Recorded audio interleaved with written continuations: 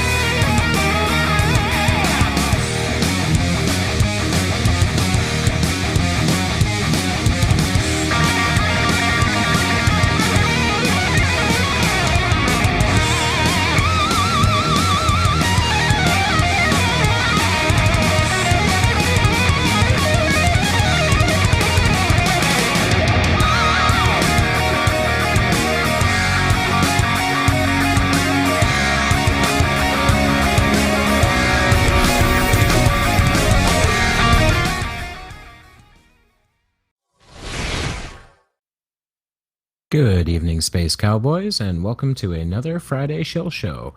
We've got something pretty special today as we have Professor Phill Bell on to answer some viewers' questions. So I'm pretty excited about that. But before we get any further into it, let's go around the table and see who we have with us today. Blue Marble Science, how are you today, sir? Doing well. How are you guys doing? I'm doing all right. I'm doing all right. I would be remiss in my duties if I didn't ask on Dick's behalf, how's Cavendish going? It's going pretty well. Slowly but surely, that's all I can say at this point. It just takes a lot of time, you know. Mm-hmm. Yeah, a long time to set up. Is there any kind of timeline that you know of when the experiment would be able to actually start? I hope I'll be actually able to start trying to take some data in maybe another 6 weeks or so. Okay, 6 weeks. That's not too bad. Excellent. Look forward to that. And yeah, it's going to be fun. Yeah, definitely. And Steaming Cup of Reason, how are you today, sir? Oh, I'm okay. A bit tired, bit of a headache this morning for some reason, but other than that, I'm doing all right. How are you? I'm doing all right, thanks. I'm hanging in there. Had a lot of fun with you on the Mega Mirror earlier. Yeah, that was fun. I enjoyed that. Definitely. Always good to have you with us. And let's see. Not in the producer's chair today, the Mad Scotsman, Tattie-Bogle. How are you today, sir? Oh, hello, troops. All right there. How's it going? I'm doing very bloody well, man. I've been frequenting certain hostelries, and carousing all the way through is beautiful, and I'm ready for tonight, man. Just can't wait to see what the professor is bringing on tonight, because this is going to be fucking nice, man. Excellent, excellent. Before we go any further, really quickly, Professor Phill Bell, if you could, would you be able to mute when you're not speaking? Because we're getting a lot of feedback from your end. Sorry about that. Perfect, there we go. And producing tonight, God himself, Booleanenator. How are you today, sir? I am doing great. I enjoyed the Mega Mirror earlier, and I'm looking forward to tonight's show. We got a lot of derp going on here. Oh, yeah. A lot of derp. And I'm glad I got those new videos, Tatty, because the ones we had last week, I don't think Professor Bell would appreciate those. He'll appreciate these a lot more. I hope so. Oh, yeah, last week was something else, wasn't it? Yeah, yeah. And then some. And keeping an eye on the chat as usual, we have Aimee Hogan and possibly the tag team of Matt. I'm not sure. How are you guys today? Oh, we are doing great. Thank you. We had a good day today. It was nice out. So excited about tonight's show. I want to thank Professor Phill Bell for coming on, and I want to thank everybody in the chat for coming. And if you have any questions, just add us at the EiE Network, and we'll be able to grab those right away for you. Absolutely, absolutely. And speaking of man of the hour, Professor Phill Bell, thank you very much for joining us. How are you today? I'm very well, thank you, and thanks for having me on. And it's really nice to see all of you. And Big Blue, how do you do? Hello, Phil. How are you? Yeah, very well, thanks. I'm looking forward to seeing your contraption working. I mean, I've seen you can appreciate in universities. I've seen many versions of it, but yours looks more like the original one. So I'm dying to see what that looks like. Yeah, that's what we're trying to do is replicate what Cavendish did. Yeah, no, that's really good, because in actual fact, the experiments that we do at universities are, although the premise is the same, the experiment is the same, the actual contraption we use is quite a bit different. I mean, we've got sort of more modern things to be able to do it with, but it's just beautiful to see a work of art. Would you be thinking about donating it to a museum or something like that? I hope I can find a museum or a university or someplace that would like to have it to display it. Yeah, that would be great. There would be no problem finding one.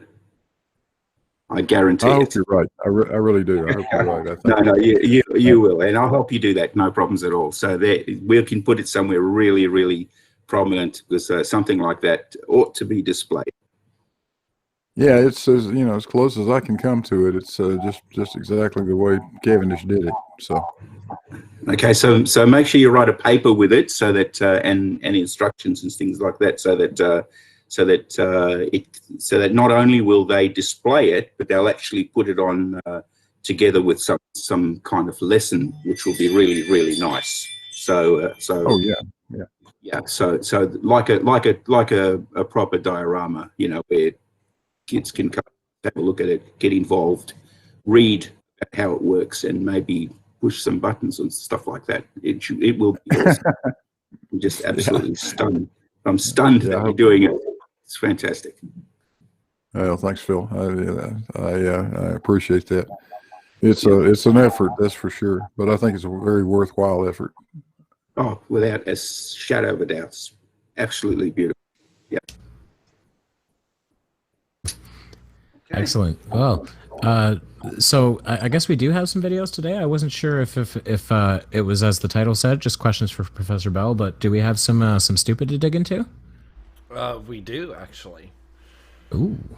So let me list the videos, since these are latecomers, and let's see. We have number 1, mechanical engineer proves Earth is stationary. Number 2, NASA, SpaceX, the rocket landing hoax.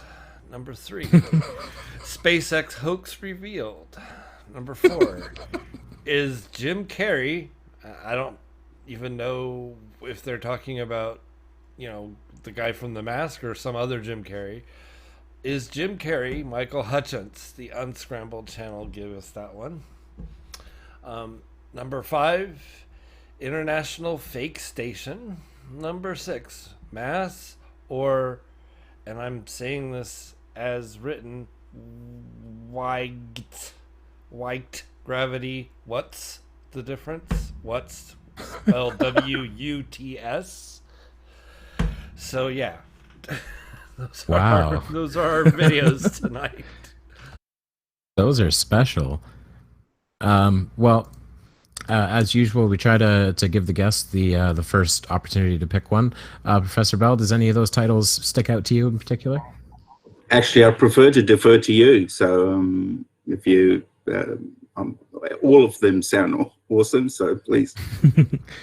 Well, I do have to tell you though. I presume they're not that long because there is one little constraint here, and that is I have to get to it, and I can probably stretch it to about another 30 minutes from here, but that would be the absolute maximum. Okay. So that rules out number 1 because that's 15 minutes long roughly, and we pause it every 2 seconds, so we would never make it through that. Okay, all right, it's okay. I don't mind at all, but yeah, no, I did send you that post to that diagram. I just wanted to go through that if we have a chance to go through that and say, because if there are any flat earthers listening, or even those people who are debunking, can you please take this to the flat earthers? All right, so I've got something to show you. To show everybody, including the debunkers, and I'll say to those debunkers who are watching, please take this to the flat earthers, okay, and see if you can't make yourself a fox in the pen. Well, in that case, if that's something, if you got a time constraint to work with, then we should probably start out with that. Oh, I don't have a problem with that. So if you want to put it up on the screen, I can. Yeah, that's it. There it is. One. Okay, so in a nutshell, what I want to point out to the flat earthers is we're trying to get you to come to sort of the same page as everybody, right? And one of the ways to do that, for instance, in a court of law, one of the important things to do, and you have a deposition, is to be able to try and narrow the arguments. In other words, bring it back together, try and agree on as much as possible. Now, once you've narrowed the arguments, you then only have 2 or 3 arguments to actually go with into the court. And we're saying the same thing happens here. So what we're trying to do is narrow our differences. Now, this is one of the differences I just want you, flat earthers, to throw away, okay? Because it is patently obvious, apart from all the other instances where this is demonstrated to be wrong, here is yet another. So what I'm saying to those people is, please throw away this one, bring another one if you have. If you've got another way to visualize your flat earth, bring it along. But this one, throw this one away, because so when I'm so sorry to interrupt. When you say this one, you mean specifically the EiE map? Yeah, specifically the EiE map, yes. Okay.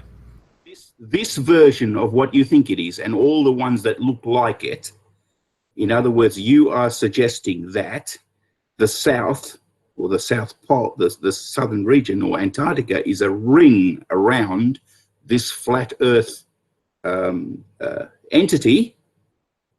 You need to throw that away. And this diagram explains why you need to throw it away. So what we're looking at is we're looking at the Southern Cross. Okay, this is a star that anybody who lives in the South can look up and see for themselves. So this constellation, the Southern Cross, is available to everybody in the South. Now, it so happens that in Eastern Australia, say in Sydney, and in Cape Town, it's dark at the same time. Different times of night, obviously, but dark at the same time. And people in Sydney and people in Cape Town can all look up and see the Southern Cross at the same instant. In other words, someone in Sydney can hold their mobile phone, their cell phone. Somebody in Cape Town can hold their cell phone, look up at the Southern Cross and agree that they are looking at the same stars. Now, if you are a flat earther and you think that the Earth could ever be this thing that's on the screen now, that must surely point out to you that it is impossible. So, of all of the many, many instances where this EiE map is completely dead in the water, here is yet another one. This is my point. Okay, so at the same instant, the Southern Cross in the sky, 120 degrees apart is actually it's more than 120 degrees between Sydney and Cape Town. So you can see that would be impossible. I cannot explain it any more ways than that. Okay, I'm done. Very well said. You know, I'm kind of curious. I have a question regarding the EiE map. Have you ever heard a flat earther give any kind of, however illogical, answer to the Santiago to Sydney flight that would take? It would require, on that map, it would require the plane to move at twice the speed of sound. Yeah, I've actually, and yes, it's, I don't know, it was 12 or 13 hours, so I can't recall exactly what it was, but certainly would not have had to, if it was that EiE map, would have had to travel some at least 35,000 miles to get around. So, and between there, probably 17 or 18,000 miles. That wouldn't have been impossible in on a that we could not have got there in 12 hours, put it that, or 13 hours. Right. You didn't get a decent view of the Himalayas then in the east coast of Africa. Yeah. That's strange. By the way, this is something interesting because in the daylight flight from Sydney to Santiago, you can actually see the ice in the winter. Cool. Yeah, that is really cool. Okay. So you tell me how that's not tracking across the southern oceans. Yeah, that tells you right there. Chemtrails. Funny, you mentioned the distance would be, what was it, 35,000 miles, something to that effect? Yeah, so the distance around, if you were at Australia around there, that would be, actually no, towards the equator, I think, is in around 39,000 miles. So it'll be even more than that. It'll be sort of more like, actually. So well, yeah, even with that in mind, 39,000 at the equator. Well, even with that in mind, does anyone happen to know the limit for a commercial airliner to go without needing to refuel? Yeah, about 8,000 miles. There we go. Yeah. So it's impossible. Trying to do that. Actually, it'd be more like 60,000 miles because around the whole circumference would be more like 60,000 miles. I mean, you can easily work it out. Just work out what the distance is from the North Pole to Santiago, and that should be able to tell you. Just do that and multiply it by 2 pi, and you'll have it. I like Ash said in the chat, how soft do you want the landing to be? But also, if you look at the South Pole ring around that dumbass map, that would mean the South Pole would have 3 times the surface area that we've ever measured.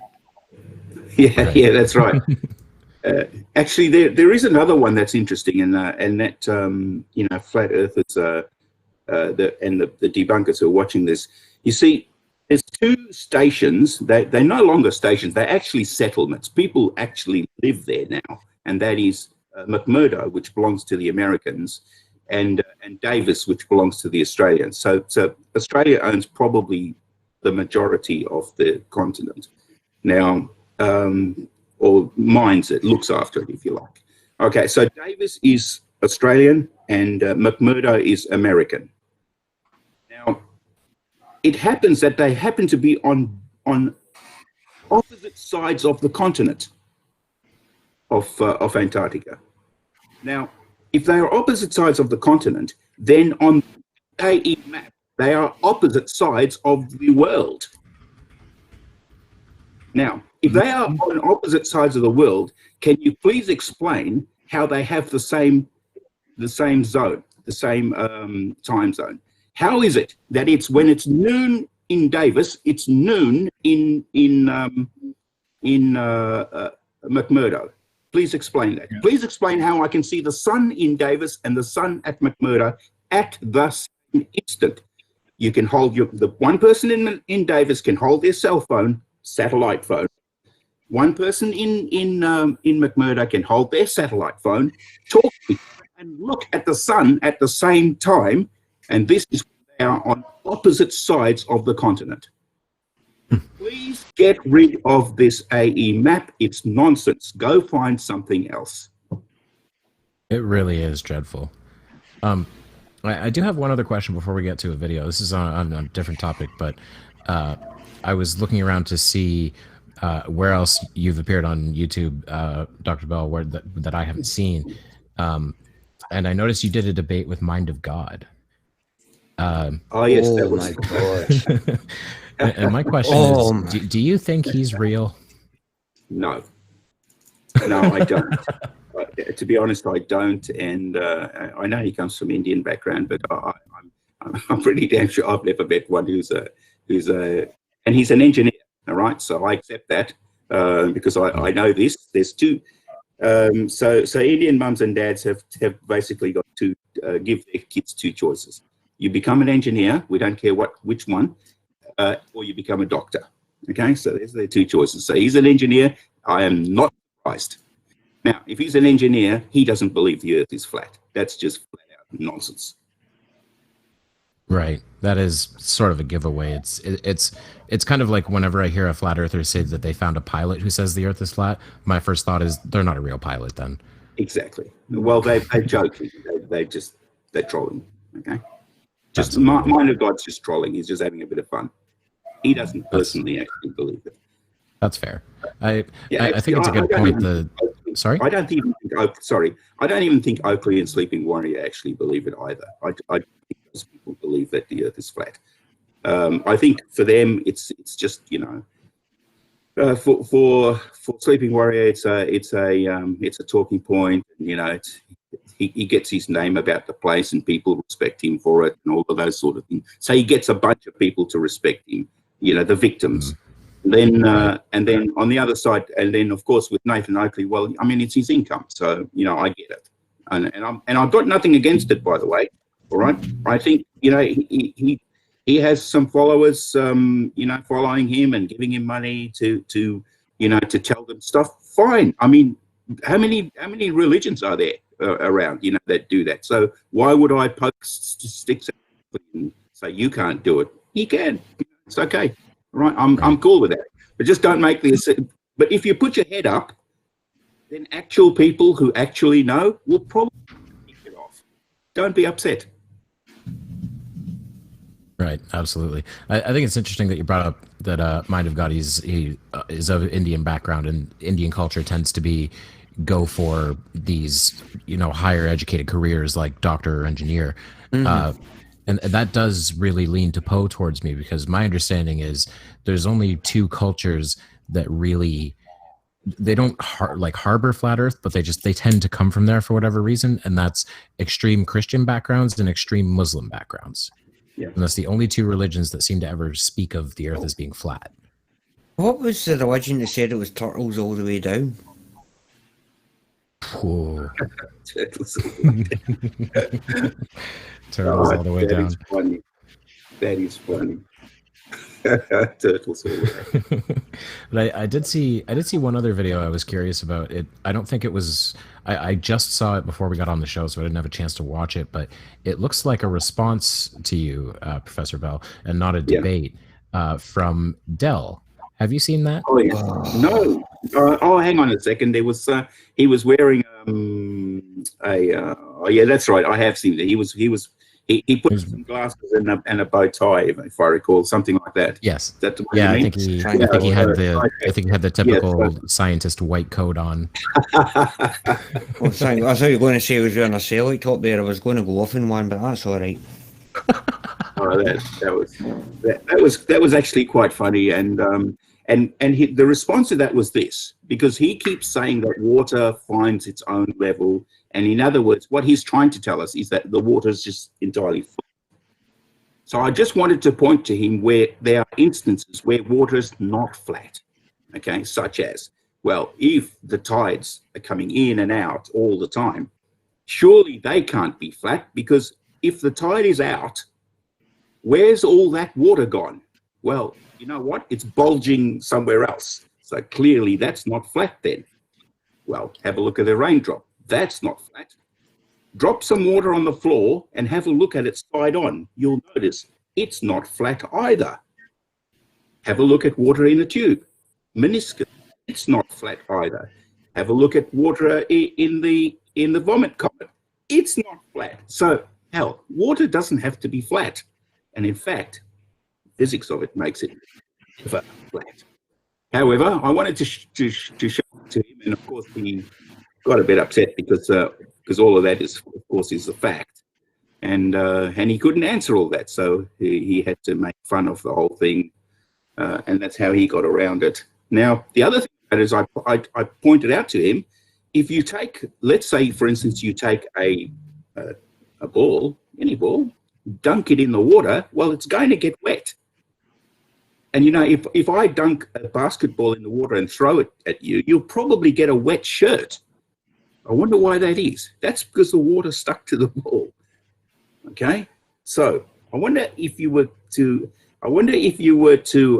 say, how thick is the water that's stuck to the ball, and scale that up to the size of the Earth? I wonder how much water that would be. Worth thinking about.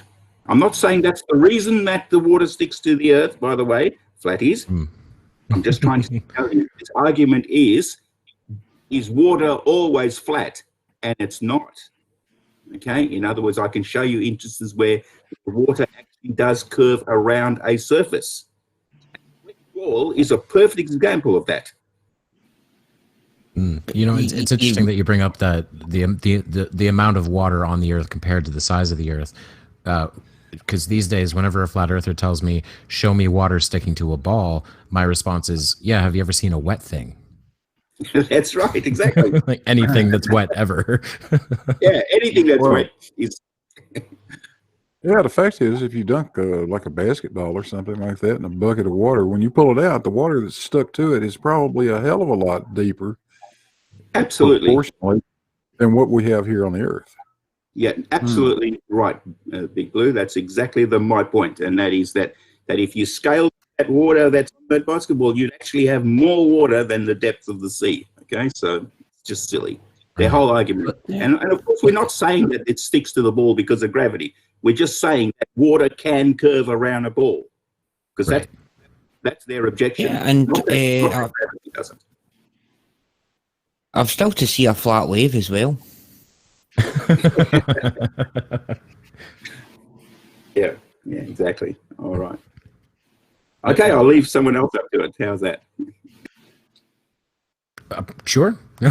No, I was just thinking about the sheer amount of water on it and everything.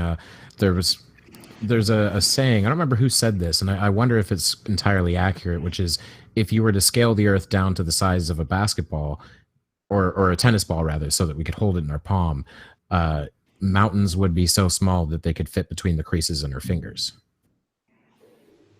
Actually, you know, someone actually did. That's a very interesting thing, because someone said a comparison actually has been made, and really, if you scale down the Earth down to a billiard ball, and you had to look at them under a microscope, the Earth would be smoother.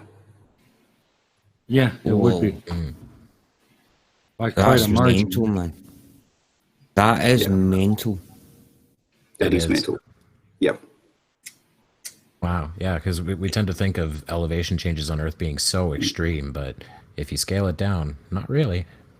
Yeah, exactly.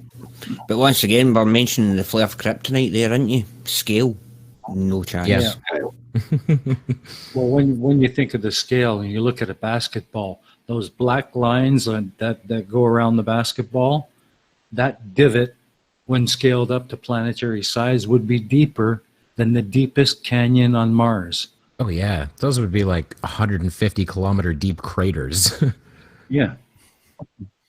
Well, just think They about it. just The have tall, no concept of scale at all. the That's tallest their- mountain on Earth, the tallest mountain on Earth is 30,000 feet, or a little under 30,000. That's 6 miles above Right. sea level. We already Really? found. 6 miles out of a diameter of 8,000 miles. Right. And we've already found a part of the ocean that's deeper than that. Yeah. Yeah. I think I'm you going to go out on a limb here. Absolutely. Yeah. That's I'm their going to biggest limb here, and I'm Achilles going to heel. That's less than 1%, for fuck's sake. Come on. That's their biggest Achilles heel. They have absolutely no concept of scale whatsoever. Yeah, not at all. And I mean, I think that's part of the reason why people fall into the flat Earth trap, because I don't think the average person has a good idea of scale of the cosmos either. Because there's a video out there called something about the true size of the universe, and it shows a little graphic of the Earth with the moon orbiting around it, and it says we tend to think of the Earth as being this close, but in reality, it's this close. Then it shows it more on a more realistic scale, and anytime you see an average person react to that video, they're always like, "Whoa, really?" Because the average person we can't conceive of these enormous scales in space. Fuck, you know, and why would we? Because on our fucking level, we only need to really deal in tens, maybe hundreds of miles as a maximum. I mean, try and imagine 100 miles. Right. Your concept and my concept of 100 miles is going to be vastly different by a factor of Christ knows how many miles. Absolutely. And that's just 100 miles. Come on. It's Very well said. Yeah. Yeah, so I think what Blue said was perfect, and that is if you think of you ought to try and think about this in terms of scale, and once you do that, this doesn't seem to be magic anymore. So Exactly. Absolutely. And that's why it disturbs me so much when we get videos from people like Mechanical Engineer who says the Earth is stationary. I mean, this mechanical engineer, that's the one person who should know better. exactly, and he probably does. Just nonsense. Yeah. So, both. Speaking of videos, should we get to it? Yeah. Yeah, off you go. Very good. All right, I'm just going to sit in the background and watch, and then I'm afraid I'm going to. What I might do is I might just say goodbye now, and then because I will have to go, and then maybe if I get a chance, because the video might be in the middle of it when I leave. So I thank you very much for the opportunity to come on the show, and please feel free to ask anytime you like. Yeah. You'd absolutely love to. Thank you very much for coming. hold you to that, man. Thank you Definitely so hold you much to that. for coming. Okay, all right then. Okay. Oh, by the way, one last thing I just want to mention for those people who are watching. I'm giving away some free tickets to lectures that I'm holding in both physics and chemistry. So usually people pay a lot of money to be in a lecture. I'm actually going to do some lectures for free on Zoom, and so if people want to actually participate in a live lecture, then DM me, and I'll give you a ticket. Okay. Awesome. Right. Okay. No worries. Thank you. All right. No worries. I'll just sit in the background, and I'll shoot off as soon when I have to. So thank you again so much, and thank you, audience, for being here. Awesome. You're very welcome, and thank Good you. to see you again. Thanks for joining, man. All right. Well, in that case, as far as videos go, I'm going to say that I was intrigued by the second one the most. Does anyone have a different preference? No, go for it, man. I know that laugh. You know the show as well. It was something about NASA and SpaceX lying, so I was like, all right, let's do that. All right. Oh, man. I should have run a book. All right. Here we go. Oh boy.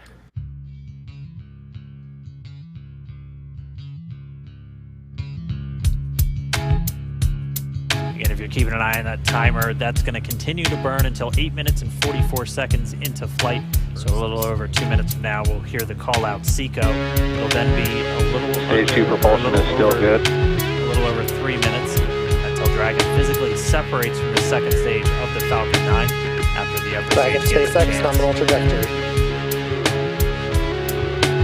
Dragon copy, nominal trajectory. Continuing to check in with Bob and Doug as they are on a nominal trajectory. Just about 10 seconds away from that first stage, starting that entry burn on your right screen. You should be able to see that live. That just sort of like went over my head that he called it 20 tons of steel. The Falcon 9 tanks are made of aluminum lithium alloy. They're not made of steel. That's right. And wouldn't get off the ground if it was steel. correct me if I'm wrong, the RCS thrusters don't actually output steam per se. There's there's a chemical reaction that takes place inside them, and what you're seeing as jets out the side is the results of that reaction. It's not actually steam though. I would assume it's probably a monopropellant, something that can function both in atmosphere and out.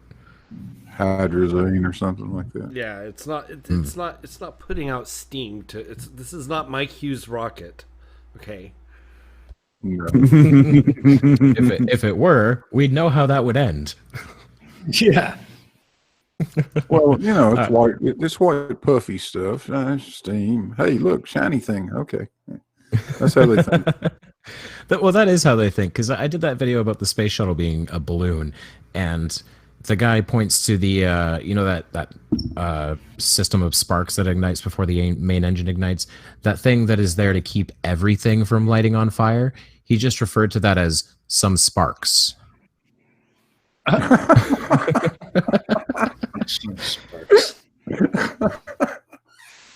If it looks like it, must be. All right, should we let him keep going? Yeah. Go for it. Do it.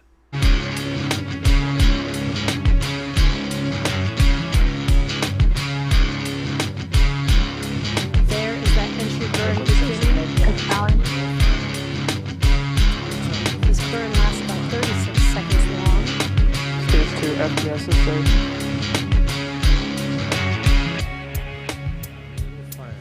Roast your turkey in about 10 seconds. That entry burn continues. We're just about a minute away from Seco. We'll have a number of events all happen in rapid succession. It'll be the second engine cut off. We'll be looking for that stage 1 landing burn shortly after. Yeah, actually, just within a few seconds of each other. It's such a cool view on your left screen, seeing Bob and Doug on Dragon. Right now you can see the displays that they are seeing right now themselves. Terminal guidance. And then call effect.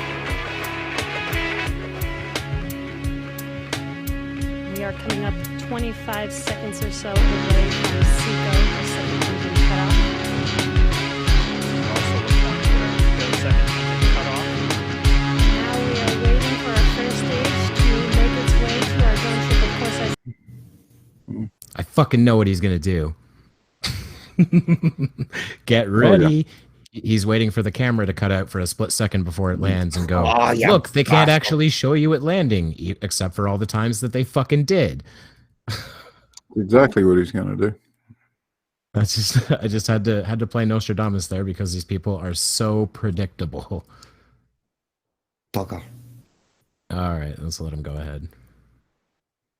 Dragon SpaceX nominal orbital ascension.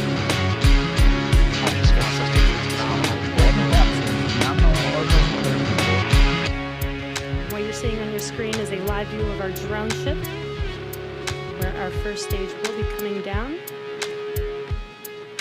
Looks like we lost that live view, but we'll wait for confirmation of that landing shortly here. And there you can see on your screen, Falcon 9 has landed. This is the first Falcon 9 to carry humans to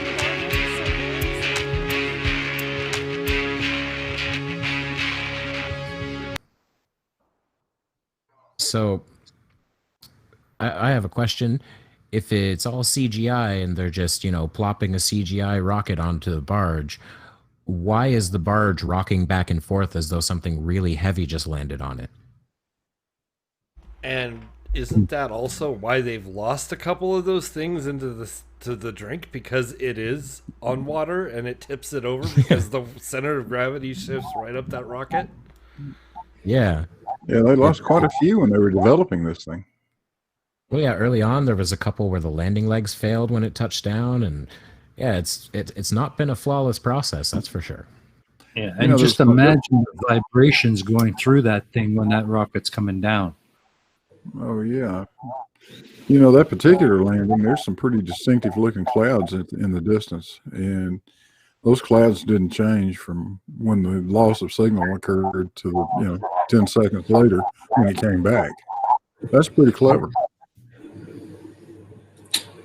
Okay, everybody, I'm going to go. So thank you again for having me. I'll see you next time.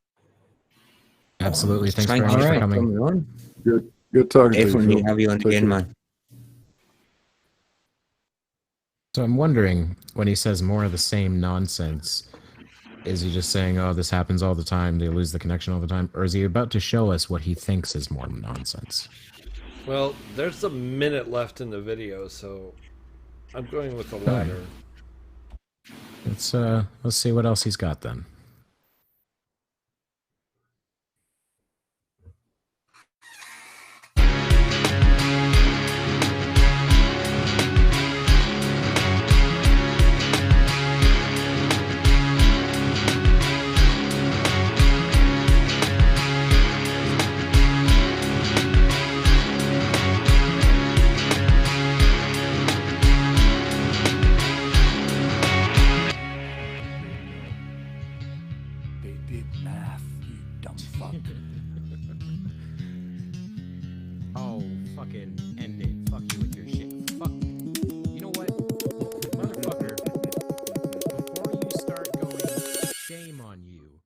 Watch Game of Thrones and notice that the bad guys shout shame.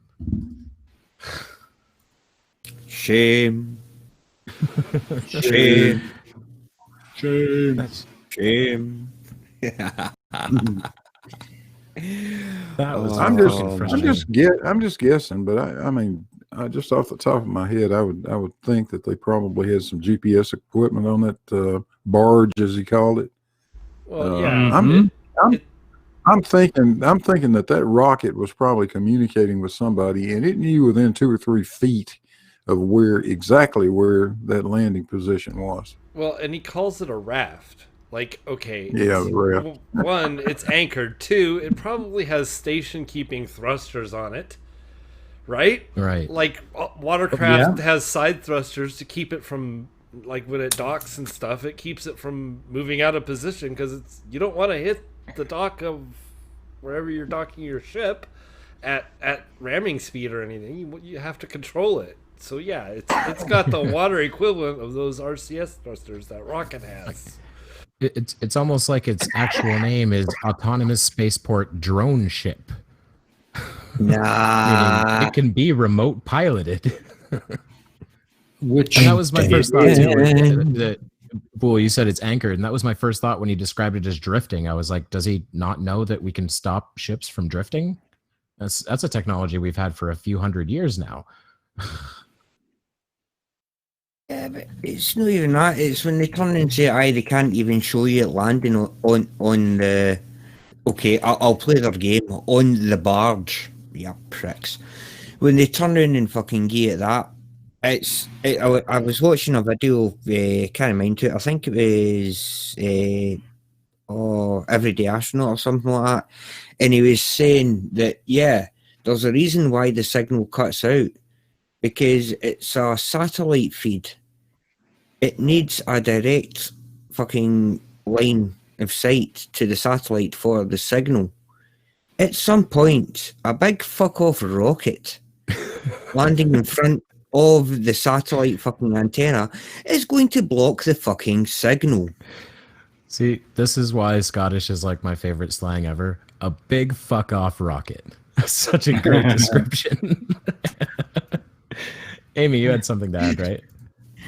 Yes, please. Expanding on what Tatty was just saying too, you can do a simple test. No, it wasn't, honey. Matt's in the background. Basically, what you can do is if you have satellite radio in your car, drive under some trees. What happens sometimes? The satellite signal. Yes, it kicks out. And we have a lot of trees here in Maine. So if you're driving down the road, you go under the trees. Guess what happens? It kicks out. So yes, a big fat rocket in a way would would definitely block your signal. if trees with little leaves on it can do it, it's. And I stress, they named it the Falcon Heavy, not the Falcon Tiny. Or the Falcon Slim or anything like that. It's a big fat rocket. A big fuck off rocket, man. Let's see. I guess, I guess this whistle brick is, I guess this guy's aware of the fact that from time to time we do land airplanes on aircraft carriers, and they're able to find that. Okay, why wouldn't the rocket be able to find the barge? Exactly, a barge that isn't moving like an aircraft carrier. Yeah. Right. Like isn't that some of the most notoriously difficult aircraft landings ever? Is landing a plane on an aircraft carrier, and yet we do it. Yeah. It's generally considered a controlled crash. Yeah. Controlled crash. Exactly what it is. They land and they grab one of 3-4 wires, depending on the model carrier, and that wire drags them to a stop. It's not like they have the length to actually stop on their own like they would on a runway. Right. And I have to say, Chris Durham in the chat has picked me up on something there which I had forgotten about, which is another factor with the whole line of sight for the signal. There's such a thing as a vibration from the fucking big fuck off rocket fucking landing on a fucking floating fucking bit of fucking metal. It kind of wobbles a wee bit, I wonder if that might just misalign things ever so fucking slightly. Yeah, fucking plamps. Jesus Christ. And they have managed to capture a landing a couple of times without losing the signal. And there are videos on YouTube that show that. Someone in the chat pointed out that the launch following this, the signal didn't cut out. Yeah. You saw the entire landing. Yeah, it doesn't always happen. No. Conspiracy. CGI. So CGI. Well, that video was a big pile of shit. Yeah. A real big pile of shit. Yes. Should although there was another video that had a very similar name, something to do. I think it was the third one. It was something to do with SpaceX rocket landing hoax or something like that. There's just one SpaceX hoax revealed. Yeah, it's 55 seconds. Oh, I can hardly wait. Ooh, that sounds perfect. Be a good follow-up, wouldn't it? Yeah. All right, let's do it. So what we have here is another good fake of the SpaceX program to get more money off people. So it's a nice takeoff from a platform which people have been fooled. Okay. The audience can hear them, but we can't. Let me fix that.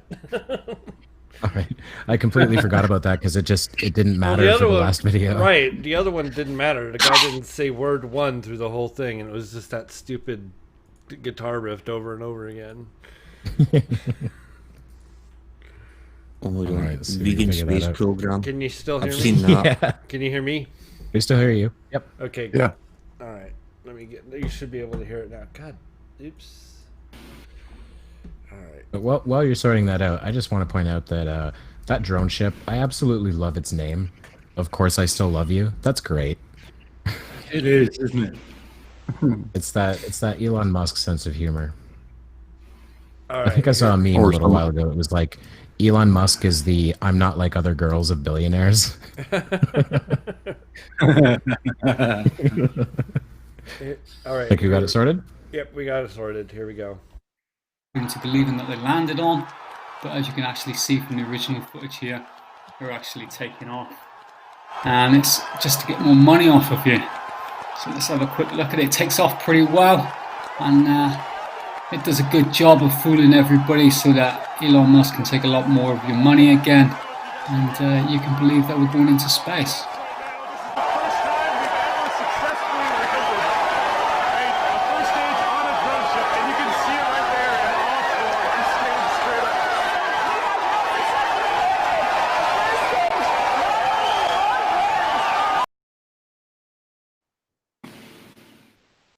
What?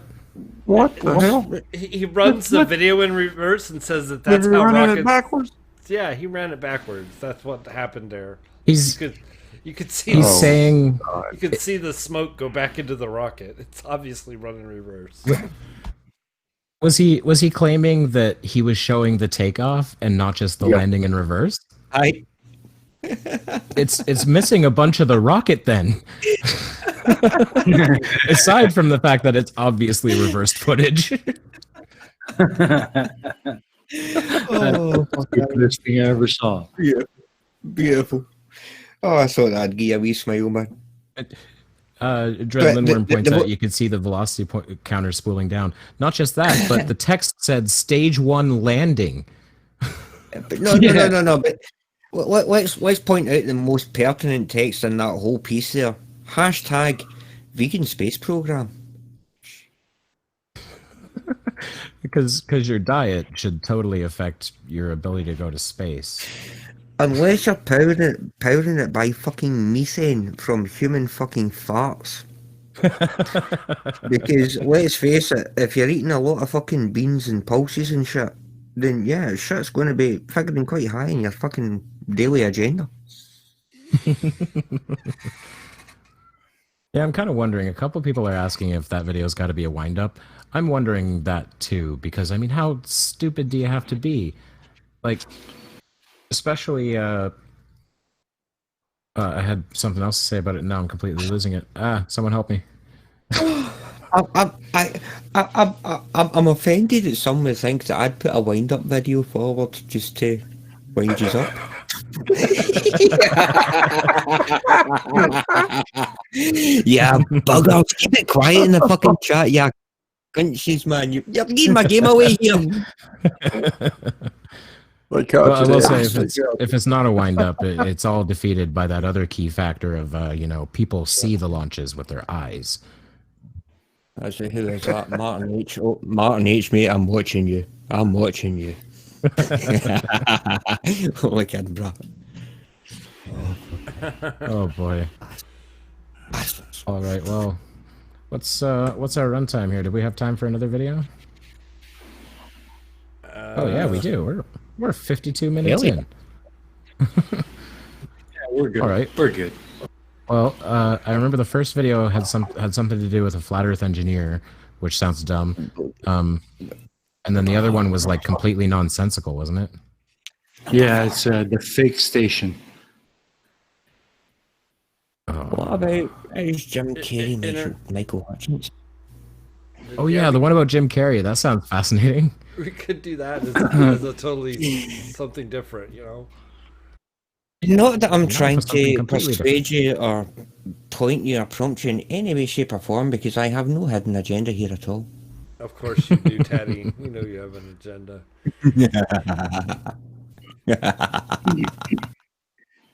That's just Tatty. evil. You need to voice a character in like a movie or something whose entire demeanor is just sarcastic all the time. Instead of Vincent Price at the end of the remake of Thriller, you have Tattie-Bogle.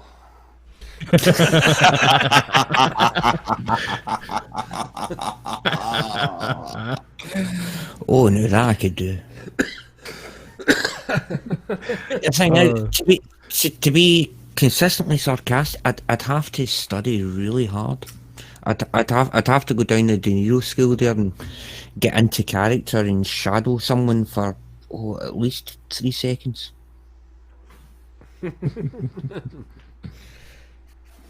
So I take it we're doing the Jim Carrey thing.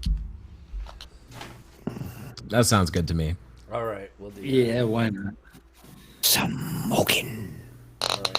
I don't think it's the same Jim Carrey, and if it is, then it's even worse than I thought when I saw the thumbnail.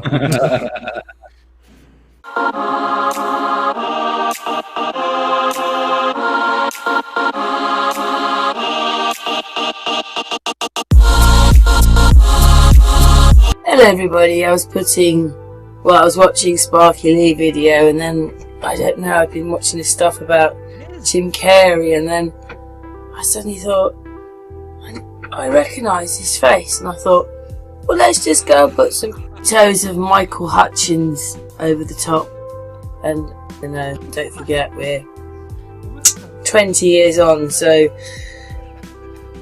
you're looking at pictures older, but he played Michael Hutchins as well.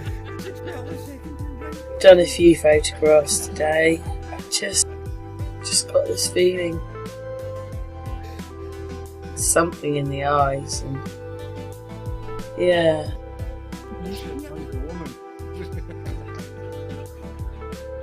Let's watch this. I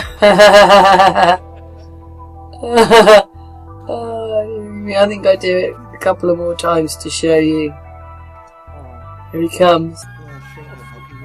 I think the colour picture, the brightly coloured picture, should have been just a tiny bit smaller, but look at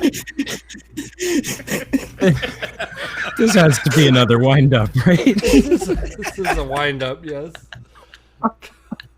Oh, man. I mean, it would have to be like Bill Hicks and Alex Jones look more similar than these two.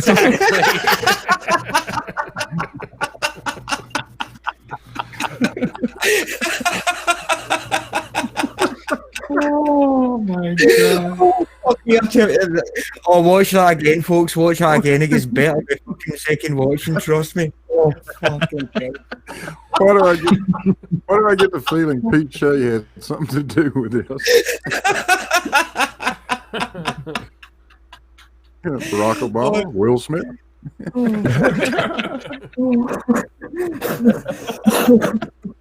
Now look what they're doing with Jim Carrey. Oh my god.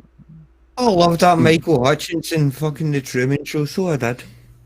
That's like saying Yao and Kanye West are the same person. Oh, fucking hell, man. Oh, Jesus. That's like, it has to be a wind-up, because that reminds me of the thing before the penguin thing that initially alerted me to the fact that Hans Wormhat is a Poe. Was he was talking about celebrity pregnancies and how he thinks that he seems to think that like celebrities are another species where the male carries the baby, and he showed a picture of Kanye West looking a little chubby next to Kim Kardashian clearly pregnant, and he said, which one of these actually looks pregnant to you? And I just fell over laughing. I was like, no, this isn't real.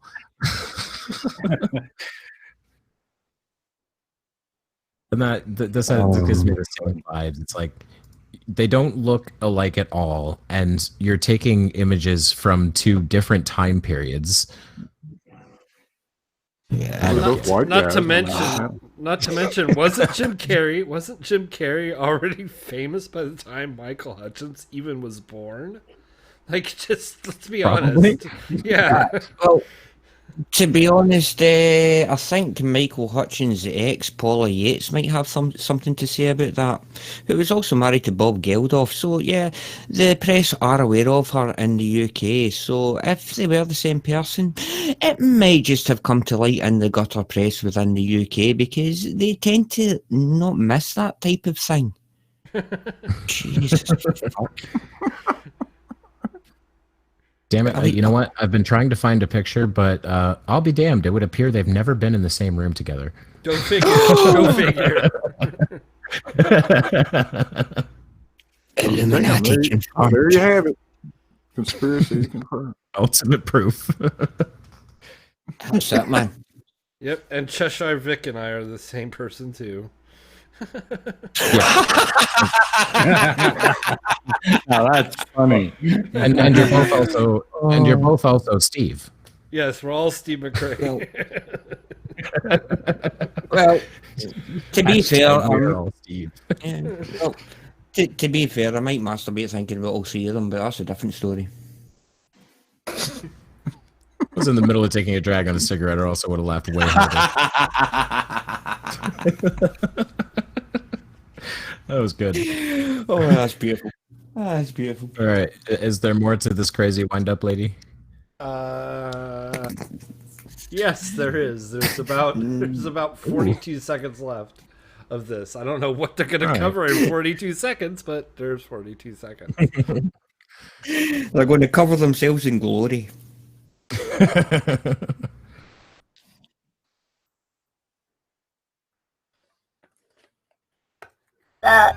Michael Hutchinson's more like Brendan Fraser. My God, anyway. Hold on, actually. You know what? You know what that fucking looks like? Yeah, we fucking go. Yeah, we fucking go. Don't you think they look quite similar in the photograph, Dawson? Anyway, What? Yeah, no, my arse. Look, he fucking right. He's a fucking image here. But I'm fucking looking here. Yeah, What are you looking for, Tatty? Because I was noticing when she first put Michael Hutchinson's picture back up, I'm like, he looks kind of like Brendan Fraser. He looks more like Brendan Fraser than he looks like Jim Carrey. Yeah, it kind of reminded me. Now that I'm actually looking at him, not so much with pictures, but it kind of reminded me of an Australian cricketer called Shane Warne. Now, being Scottish, I don't know a lot about cricket because it's played in flat places, and Scotland ain't flat.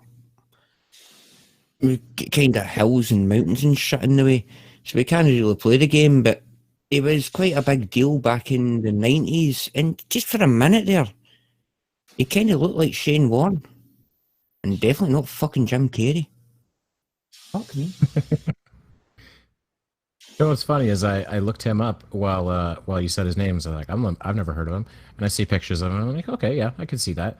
And then I also realized that one of the suggestions is him with Elizabeth Hurley. Elizabeth Hurley was in a movie with Brendan Fraser. Shared universe confirmed. And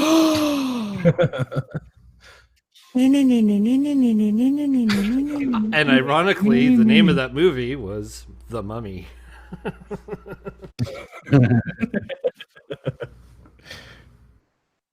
Oh wait, no, that was no, it wasn't. With Elizabeth Hurley. That was. We'll kill the stream. Kill the stream. If they find out, man, that we've cracked them, then they'll come hunting us down, man. Kill this stream. Everyone, run. I think we should show that video to Hans Wormhat. He'd probably say they're Masonic reptile people in people suits. He definitely would. And there's a certain addict of a certain number who I'm pretty sure would try and transvestigate him as well. I'm sure I guarantee Hans has done a video at least once about Jim Carrey, simply because Jim Carrey's a weird dude. And there's been instances of him out in public just behaving strangely, and that's all a conspiracist needs to run on. Yeah. He's a evil in a person suit. Yes, man. I mean, The Mask was a documentary. I knew it. You thought it was CGI? No, it was just him. It was just his mind powers weren't quite up to standard, and that's when he slipped into that green face. It's not CGI. It's Jim Carrey's superpowers that look like bad 90s CGI. It certainly explains the fucking dancing. Bedazzled, thank you, Glover Mom. Bedazzled was the movie with Brendan Fraser and Elizabeth Hurley. Terrible movie, by the way.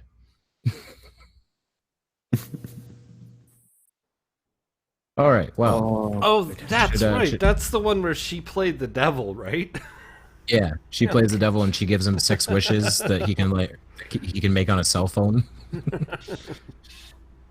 It had a funny premise, and it had funny moments. Like he wished to be like super famous and athletic and all of these things, and she turned him into like a famous black basketball player with a micro penis.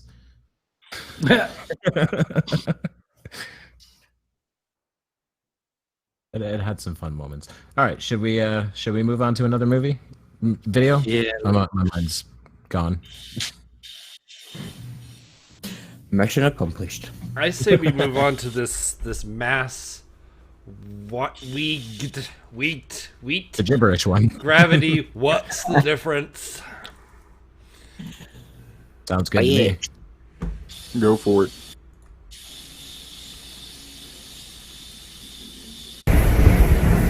Alright. So I'm going to take this can. Put it on there. 30474 3740.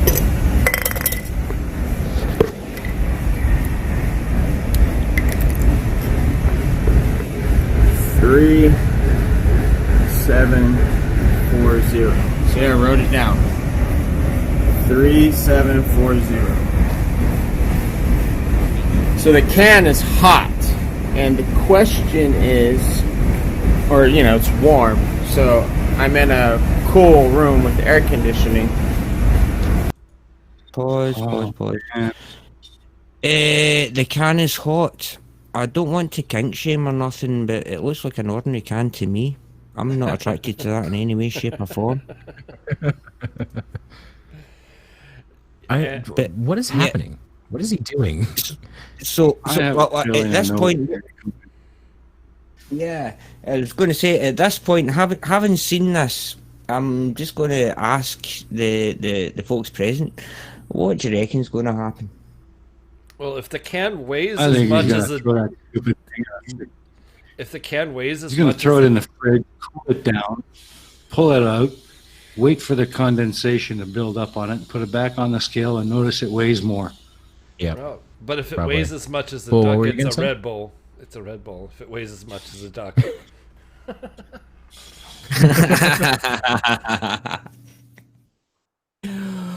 Oh, wow. Ugly German Truth said he sounds like he's inside of that stomping thing from Galaxy Quest. Yeah, the chompers. Yeah, that's such a great part of that movie. Why does this exist? Because it's in the show. That's right. Utterly pointless. Yeah,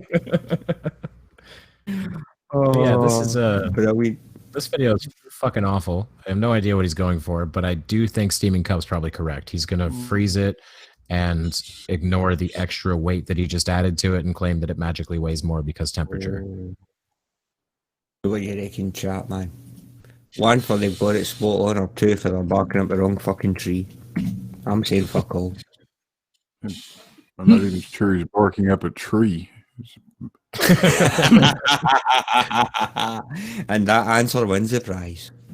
He's barking up a windmill. That was a subtle joke, but I'm not sure if it works or not. That was a Don Quixote joke. Yeah, well, yep. Let's see where this guy's going to go. All right. Will the temperature affect the weight or mass, if you will? If so,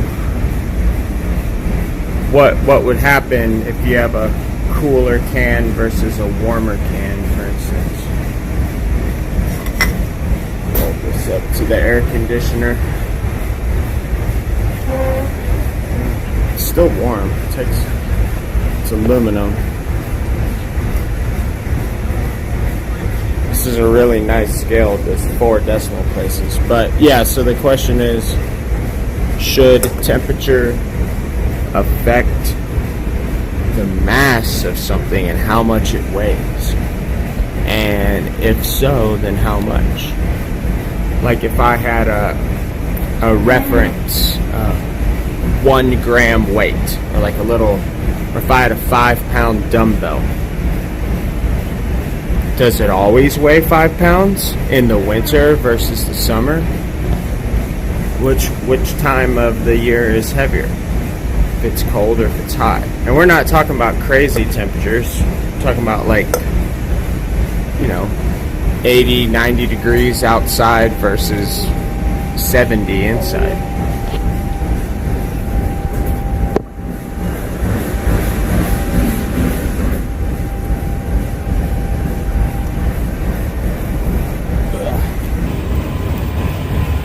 Sorry, this little air conditioner sucks. Cool. Same can, 3740. Haven't touched the scales.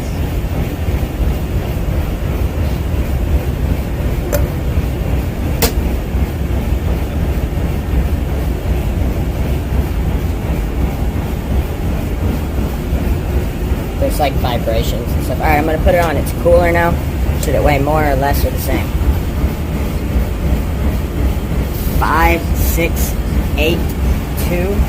Okay, 5, 6, 80.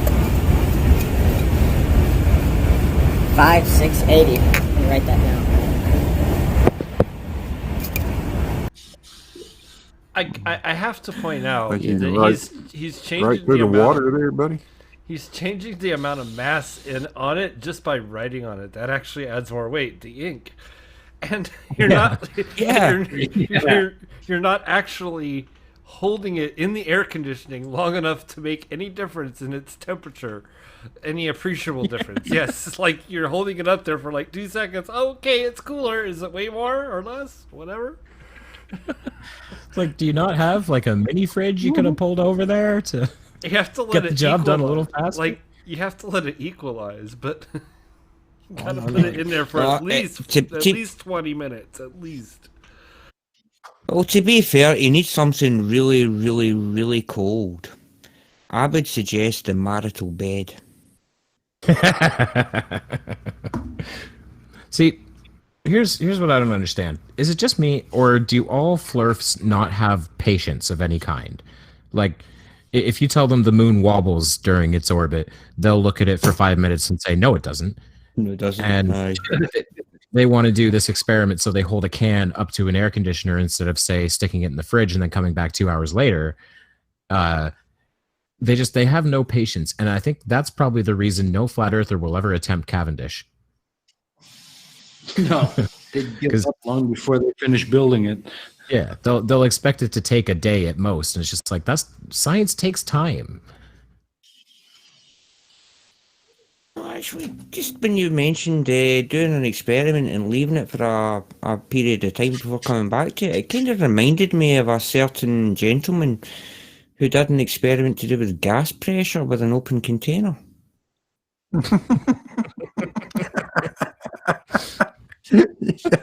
Yeah, that's been a real hit, hasn't it? Yeah. By the way, I really enjoyed that one. Fucking beautiful. Fucking Just like- beautiful.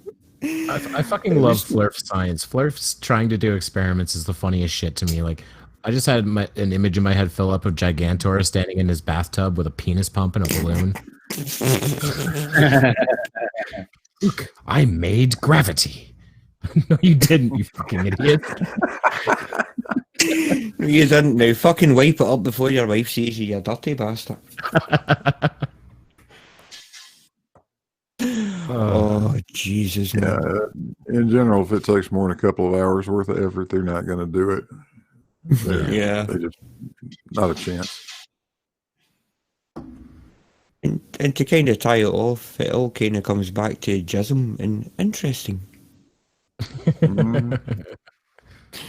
Because as soon as they try anything at all, then, oh, fuck me, lo and behold, what our side is saying was going to happen, kind of seems to happen. And whatever they predict just seems to, I don't know how to put this.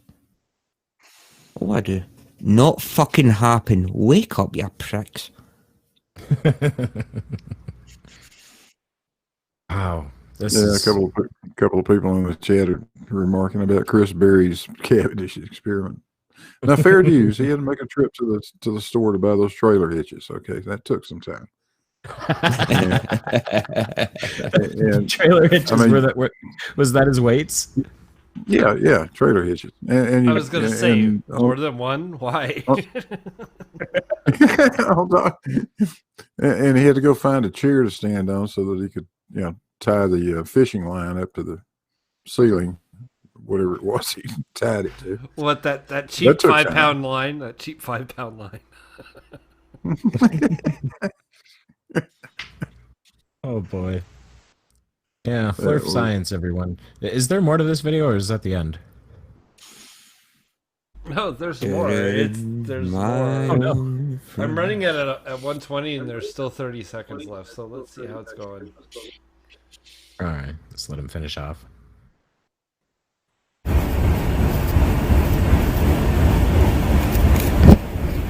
So it went up 0.2 grams. That's a whole bowl of weed. That's actually a big bowl of weed. 0.2 grams. Put it back on.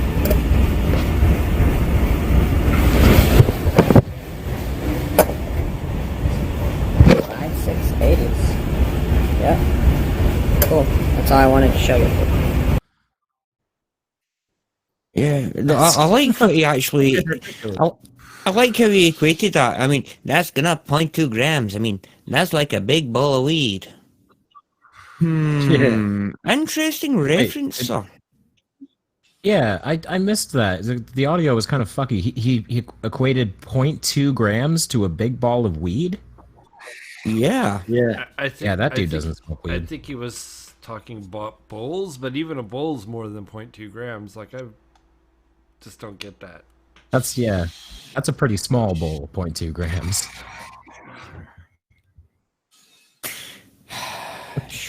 You know what, Ugly German Shirts, to be fair to him, that is the reason I know how grams and ounces work.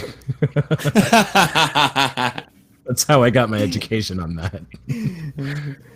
Welcome to the 21st century.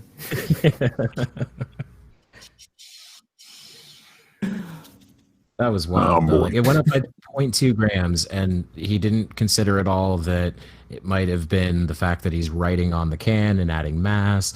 He didn't think that maybe his hands are sweaty and he left some droplets of sweat on it. Nothing like that.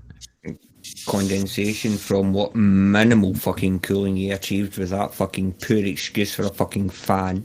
Oh, sorry, air conditioner.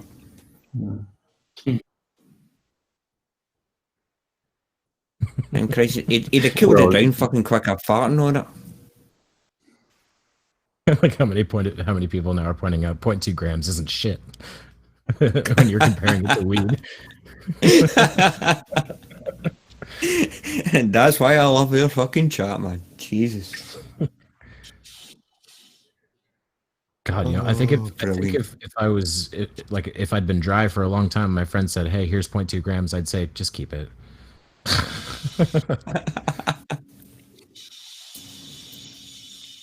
That's like eating like one peanut out of the thing of peanuts, and then you just want more peanuts. As long as they're not for the bowl that's sitting on the bar, you're okay. Yes. Never ever eat bar nuts, folks. Never eat bar nuts. Not even if they're shelled. Yeah, and you can take that any way you want.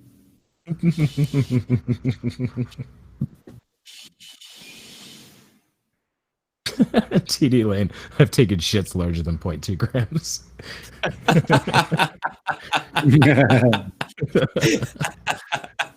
Oh, who was it who has that great movie insult? I think it's Clint Eastwood, or it's someone in City Slickers, where he just goes up to a guy and says, "I crap bigger than you."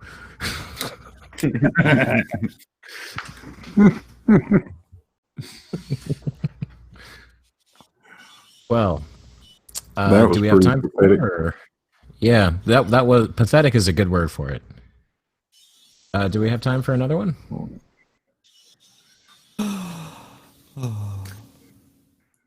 We can always try and dig into Flat Earth Engineer. Yeah, that sounds interesting. That's like a 13-minute video, though.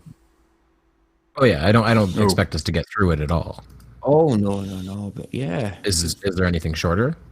To be honest, I'm having a look at what's left, and The only other one's kind of much of a sameness for the first two. I reckon we should probably just see how far we get with the first one, Bill. We're not going to cover it all, but let's see how fucking much depth we can get in here. If it's interesting enough, we can carry it on to another show. Right, and the other one is the international fake station. So, like he said, it's Yeah. kind of more of the same bullshit we were seeing originally. Much muchness. All right, this all one. right. Let's give Flat Earth Engineer a chance or two. Mechanical engineer, my ass. Hello everyone! Today I'm going to share a fantastic new proof of our stationary Earth. This proof comes from a mechanical engineer who goes by the name David. To the best of my knowledge, David is the sole discoverer of this mathematical proof, and I'm only here to share David's information with as many people as I can. Again, my email is tabooconspiracy. There is no sole discoverer of any mathematical proof. There's no sole anything in science ever. That's not how peer review works. No, exactly. That's fucking retarded right from the opening. Oh my god. I don't think he knows what proof means. I've seen this one, and this is totally incredibly stupid. I'm intrigued then. I had to stop it there, which is like the sole discoverer of this mathematical proof. Like that, what? That's just mind-blowing. And I'm also annoyed that David won't give his full name. Yeah, if you Probably because discovered it doesn't something, exist. well, if one were to discover something of this magnitude and it to be true, the last thing you're gonna do is hide your credentials and hide your name and hide any of that shit. You're gonna let the world know because you're gonna get a Nobel Prize for that. Right. But surely every mechanical engineer who ever get any qualification is called David, so therefore it's legit. Any other mechanical engineer with any other name, just no, sorry, you're a fake. You've got to be called David. Well, I'll tell you ahead of time, this guy's going to do everything perfect, but he's going to miss one very important step right at the end. Oh boy. Of course.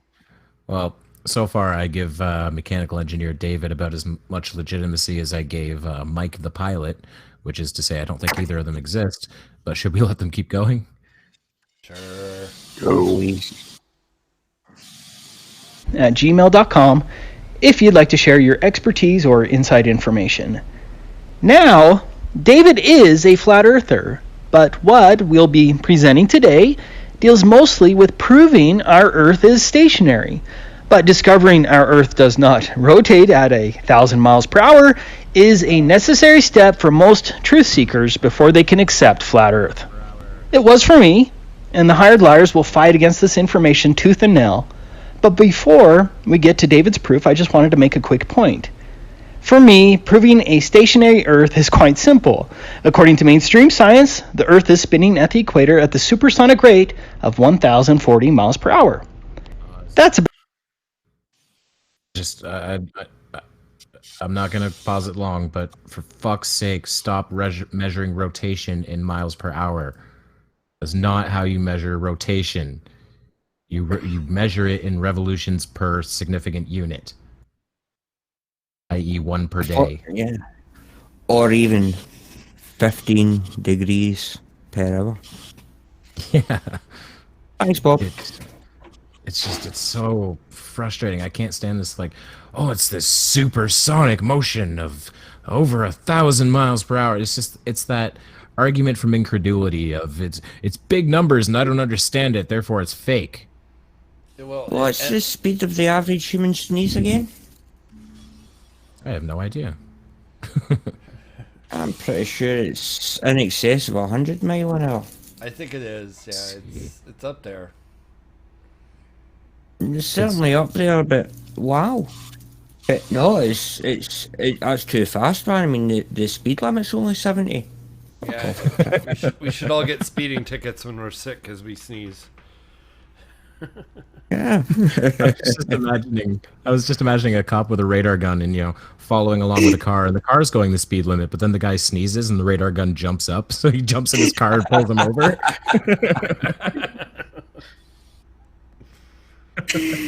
Oh, okay. Well, even worse. Even worse. You think about it, man. If he's facing forward and he sneezes, that's going the opposite way. The fucking car will stop in a fucking dime.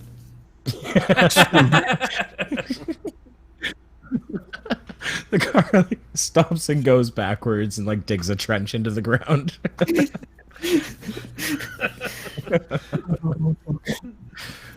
Oh, that's good stuff. All right, let's let him keep going.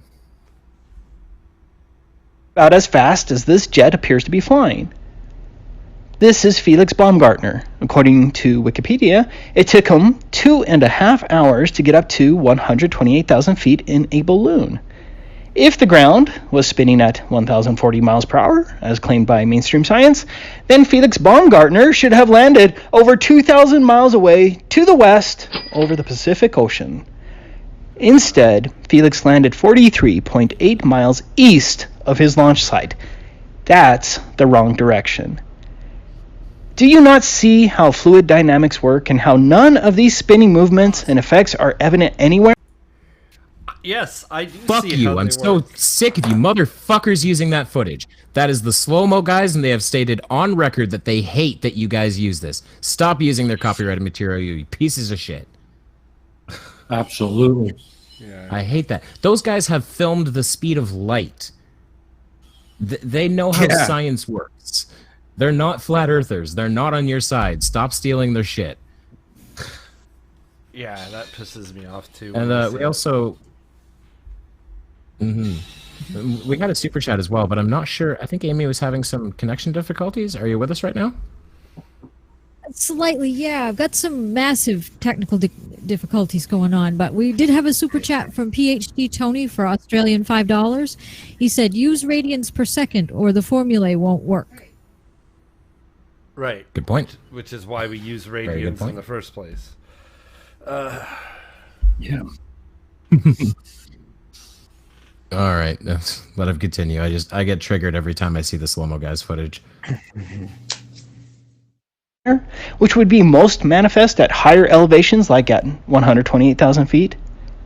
I don't know why that one is so difficult for people to understand, but thankfully we have David today to give us a new mathematical proof that cannot be denied.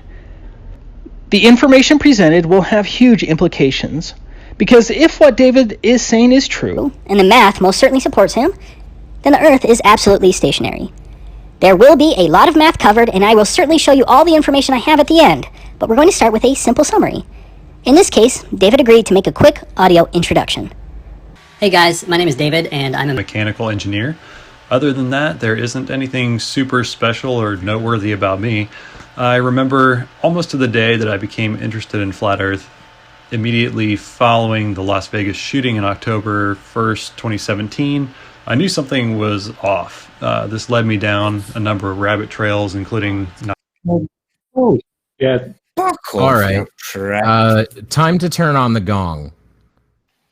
No, you're not. You're fucking. You got into flat Earth because you found a conspiracy in the Vegas shooting. Fuck you. That's disgusting. Yeah. That's straight up disgusting.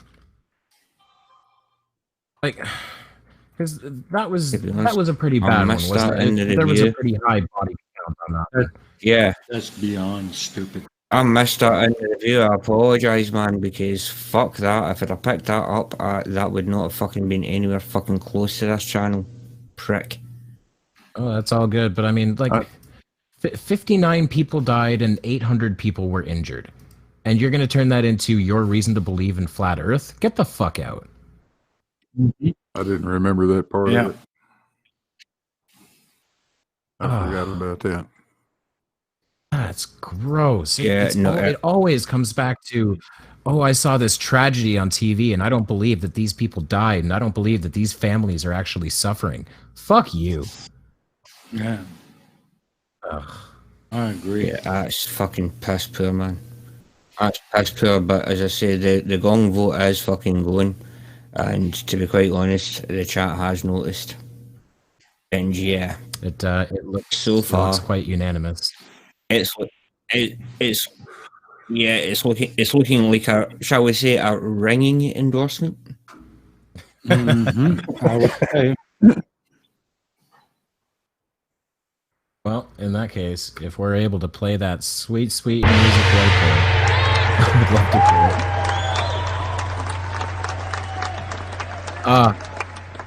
it. Music to my ears. Get that cunt out That my guy. sight before I shit on him, man, I tell you. Oof. God Fuck damn. me, Jim. Gong was the most voted option of the poll with 100% of the votes. Thank you very much, everyone.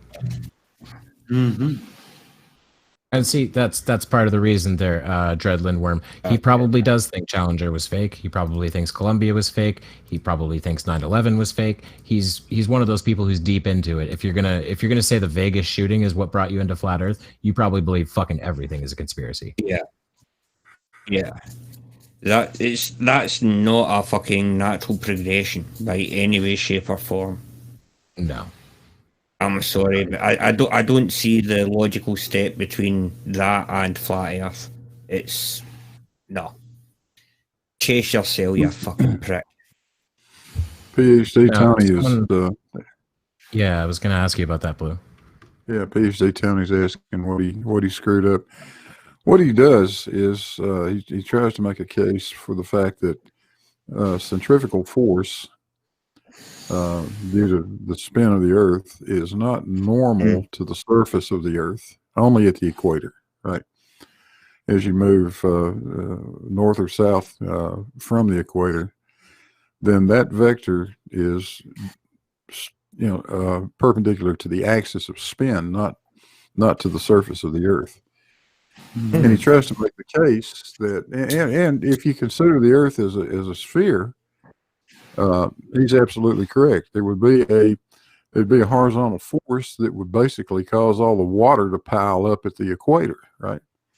The thing he misses is it's not a sphere; it's an ellipsoid, and the effect of the ellipsoid is to cause when you take the gravity vector, the gravity acceleration vector, and that centrifugal force acceleration, and combine those two, it is normal to the ellipsoid.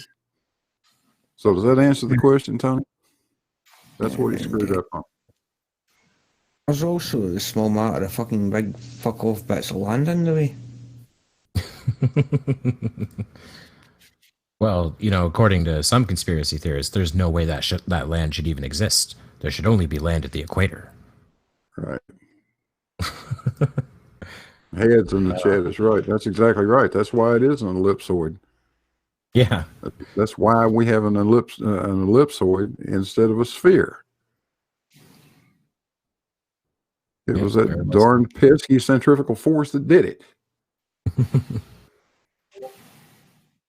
Well, that was frustrating is what that was. I've been thinking about doing a debunk of it, by the way, just for fun. Fair enough. Go for it. I'd say all the more power to you. I just looked up the slow-mo guys and specifically Gavin Free on Twitter so that I can tweet at them and let them know the disgusting shit that their copyrighted content is being used in. Oh, good stuff. Have you got the link for the actual video? I'll find it. It's if you look at allow me to furnish. It's actually just in the videos room, Shills Friday videos on Discord. That's what I figured, yeah. All right, good. I can do that then, because I'm sure neither Gav or Dan want to be associated with someone who thinks that there's a conspiracy in the Vegas shooting.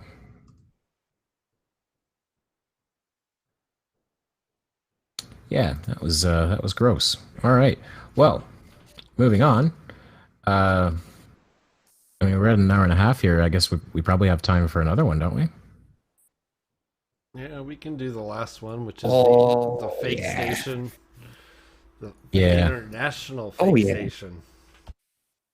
You mean that thing that I don't know, like probably half of this community is caught on video at this point? Aye, the Saturloon. Saturloon. Saturloon, aye, yeah. I can't believe they still think that Saturloon's fake, man. I mean, how much helium have we put into that to keep it fucking up there? Just for them to say it's no fucking right? Pricks. All right, let's see about the International Space Station.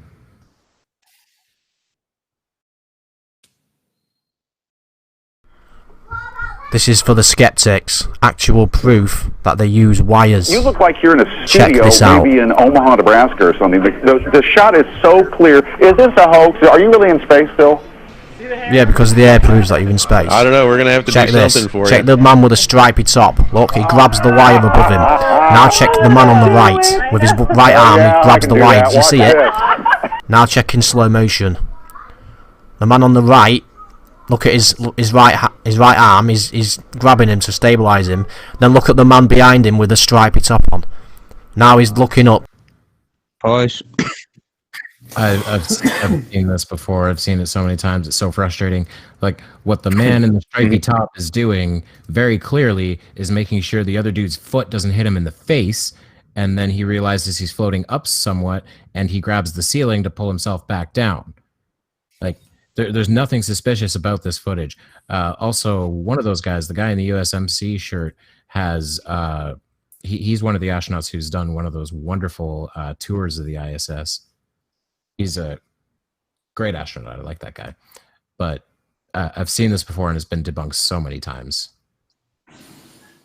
Like, all you need to debunk it is a longer video of a tour of the ISS, in which they'll move in different ways that are literally impossible with wires. And also, just worth noting that a full body harness doesn't look the way these guys seem to think it is. They think there's just like 2 wires on either side of the guy and that's it. That's not how a full body harness works. Yeah. No, but Hollywood. Hollywood, which uses full body harnesses, which don't look like that. No, but Hollywood. I've seen films. All right. Let's let him keep going. And he's looking. He's grabbing the wire. Look. He's looking for the wire to grab it. Yeah. Check that out. He's grabbing the wire there. Look.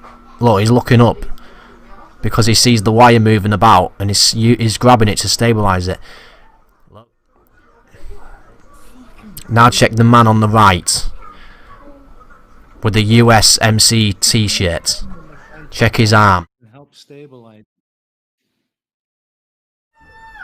Check his arm. Look, his arm goes to grab him. Look, but he doesn't grab him. He grabs the wire. Look, there's nothing there, but he's grabbing some. His fucking pocket is bent. There's no wire there. That's just his pocket being bent. Notice that the other pocket is doing the exact same fucking thing. Like there's air resistance or something, and it's like a parachute, and it fills when he spun around, almost. Oh my god. Yeah. It's so frustrating. But like, these videos frustrate me because it's always, it's obviously this, and it can't be these other 500 perfectly reasonable explanations. Perfectly reasonable and correct explanations. It's all, this is very confirmation bias research is what this is. Yeah, but did you see the way he was holding the microphone? That's a secret Masonic sign. It's the bringing of the lizard people for the Illuminati. Beware the 33. Beware the 33. 33, 42. 10 to the negative 17. Ugly German Seuss says he's putting one finger in the trousers problem. He's probably reacting to the guy coming at him. Like, hey, I don't want that guy to run into me and knock me off the seat. Yeah. Or bearing in mind there is no real reference frame for up or down, there is always a chance that as he's spinning about there, he might just accidentally kick some kind of fucking instrumentation that might just do something. Yeah. Oh shit.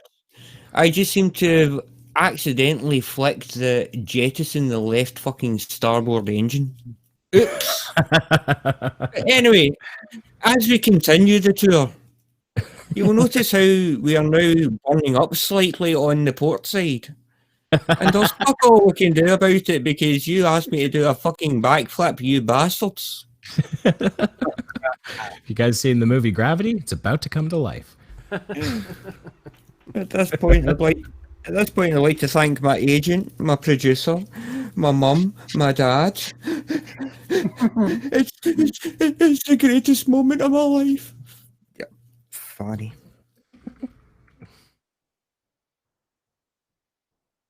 Right, go on with this pushy video, man. I need my whiskey. Alright, shall we continue then? Sure. One thing, and it's tugging he's tugging his trousers up.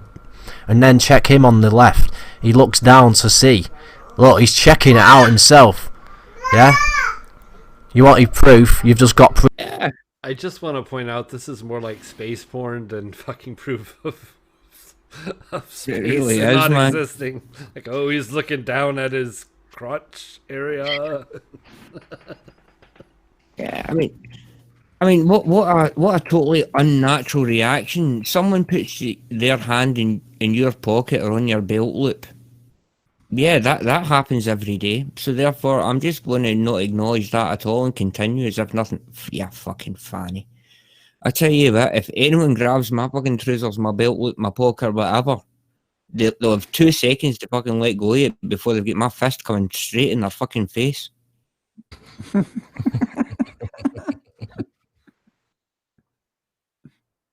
I'll be asking questions after it.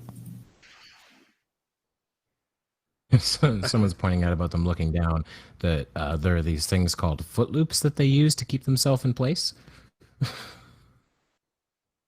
You have to, you have to know where they are to actually get your foot in there.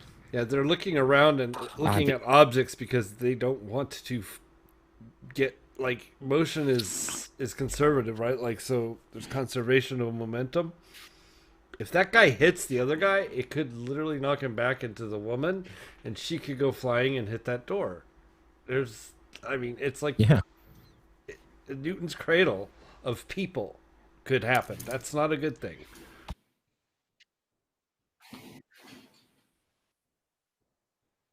Yeah, they can't comprehend a microgravity environment, and that it's really disorienting to be there. They can't comprehend a fart. I thought there was going to be so much more to that, but no, just they can't comprehend a fart.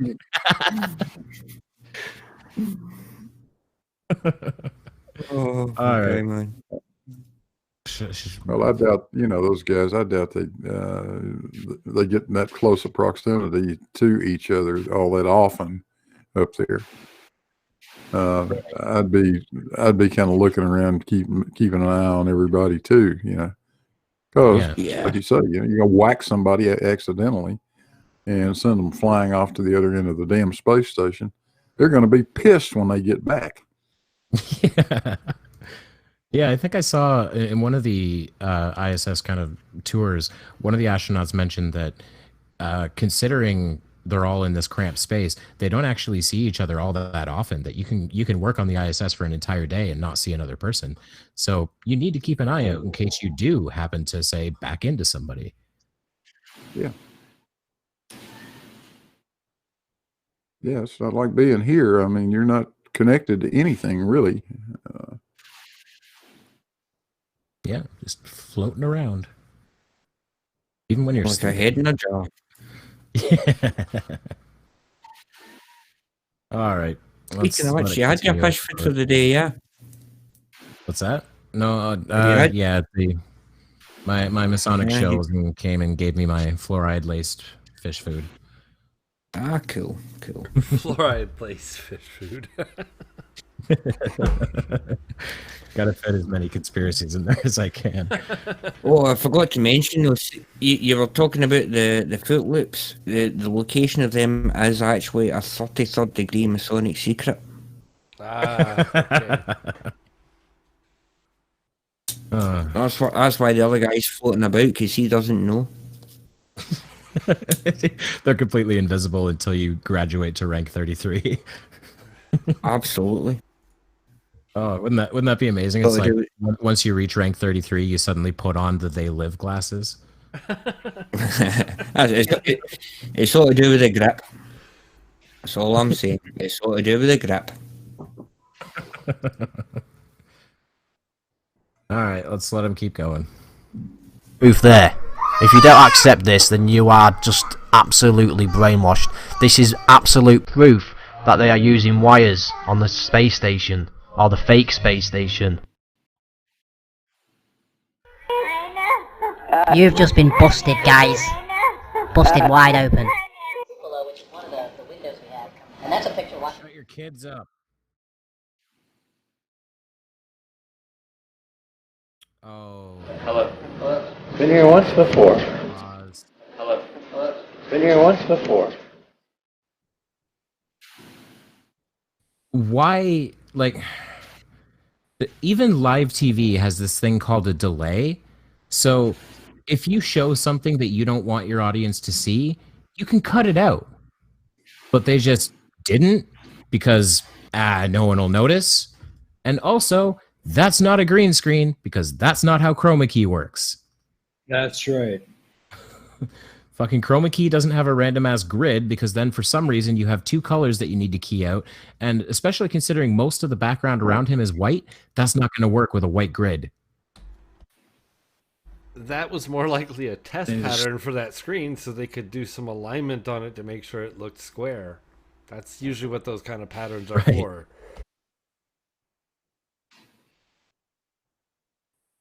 Yeah, I hate that footage every time because it's always that space agencies are so unbelievably stupid that they slip up all the time and everybody can notice it. And that's just such a ridiculous world to live in. And B, that's not how chroma key works. Well, the fact that you can't see a single fucking wire is absolute proof that they must be using wires, correct?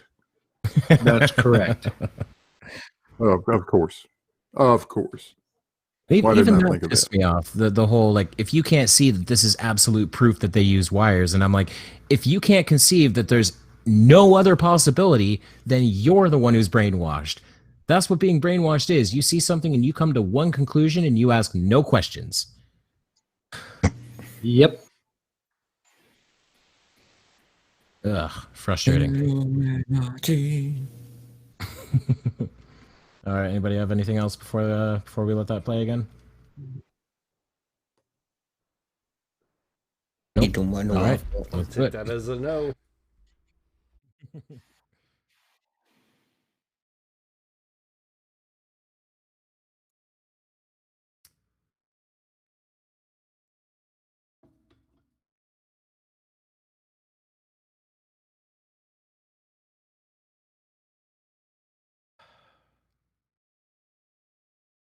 Oh, for crap's sake. Yeah, that whole station around him isn't going to key out with that white grid at all. The chroma key means you can use any background that you like. This is what the background looks like. This is the true background that we filmed this on. With chroma key, it means you can have any background that you like this. Pause that. Oh, that is Mr. Sensible. Thank you for the immediate debunk following it. That's so good of just, here's what a real chroma key screen looks like. Notice the lack of grid? Oh, that's good stuff. that's all I wanted to point out. Straight from here's my point to here's my point disproven. He just debunked himself, did he not? Yeah. Okay. Wonderful. Thank you. Less work for me to do. Yeah, thanks for doing our job for us. Oh, I Scott in the chat there, man. He keyed out all his hair.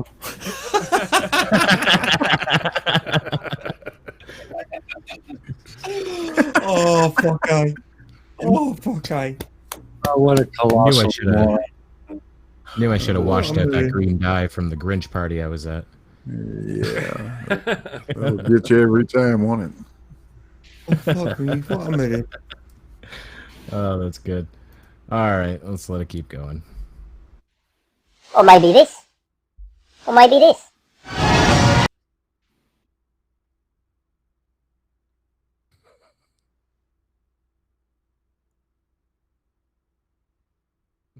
Oh, look how those are the same video. Hello, I'm sorry about that. I'd like to make an appointment. Well, Mr. Anemone's on the phone at the moment, but I'm sure he won't mind if you go on in. Through here.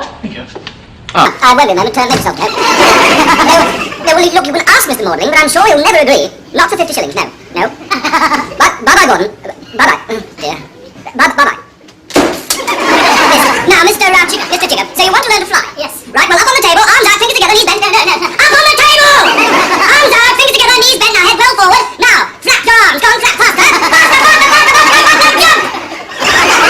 Rotten, you no bloody use at all, you're an utter bloody washer. You make me sick, you weed. Now, look here. All right, I'll give you one more chance, get on the table. Look, I came here to learn how to fly an aeroplane. Oh, what? Came here to learn how to fly an aeroplane. Ooh, an aeroplane. Oh, I say we are grand, aren't we? Oh, no more buttered scones for me, mater. I'm off to play the grand piano. Pardon me while I fly my aeroplane. Now get on the table! In the history of the world has ever been able to fly like that? Oh, I suppose Mater told you that while you were out riding. Well, if people can't fly, what am I doing up here? You're on a wire. Oh, a wire. I'm on a wire, am I? Of course you're on a bloody wire. I am not on a wire. I'm flying. You're on a wire. I'm flying. You're on a wire. I'll show you whether I'm on a wire or not. Give me the oop. What? Oh, I don't suppose we know what an oop is. Very your bleeding highness. No. I'll write the wire along. All right. Look, I can see you on a wire. Look, there it is. Look, I told you, you bastard. I'm not on a wire. There is. There isn't. Anyway, it's rather pointless bickering went on some... Oh my god. What? Gosh. I have no What idea. the hell was that? I have no idea what the point of any of that is. Like, I don't either, but I sped you it can up. see the wires in the Monty Python sketch. I sped it up because it is a Monty Python sketch. I don't want the audio hit. Yeah, right. It's British television. They'll catch you every time.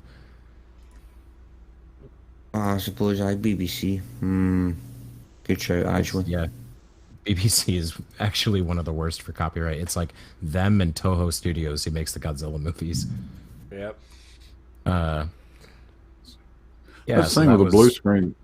That thing with the blue screen with the grid on it. I forgot what the story is. Have you guys seen it? I mean, this crap has been debunked several times. Didn't they actually broadcast that with that grid? They were using the grid to give a visual reference to the ball that the guy was playing with or something. Right. There's some story like that.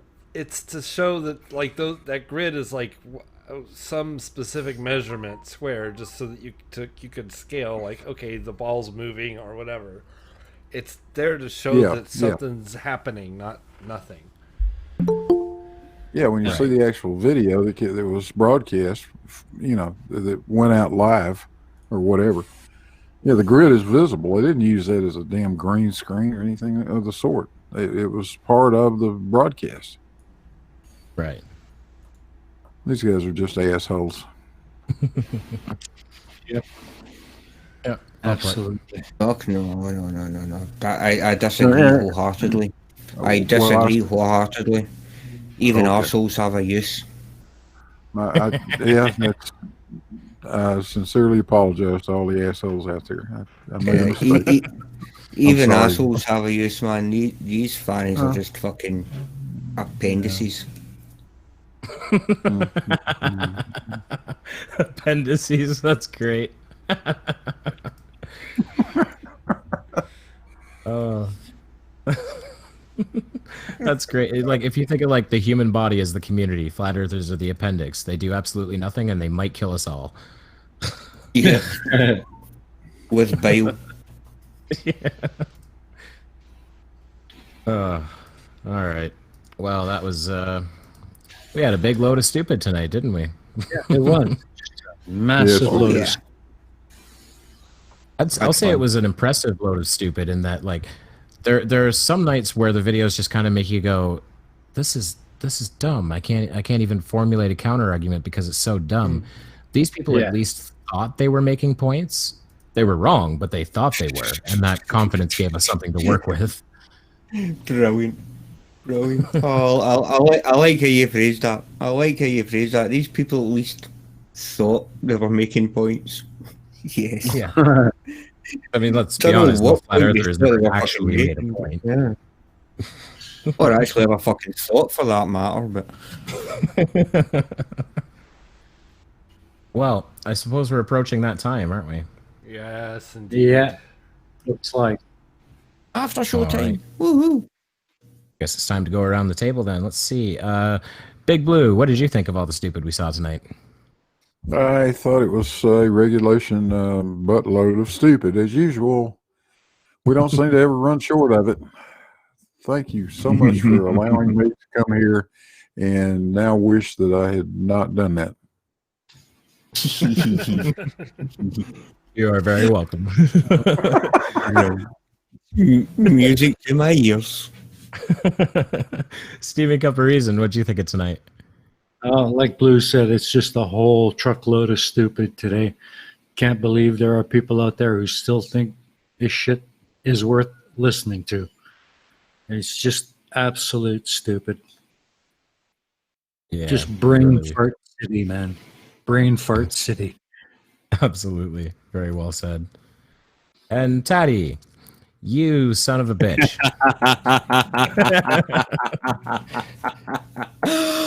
Oh, I have to say, I have thoroughly enjoyed tonight.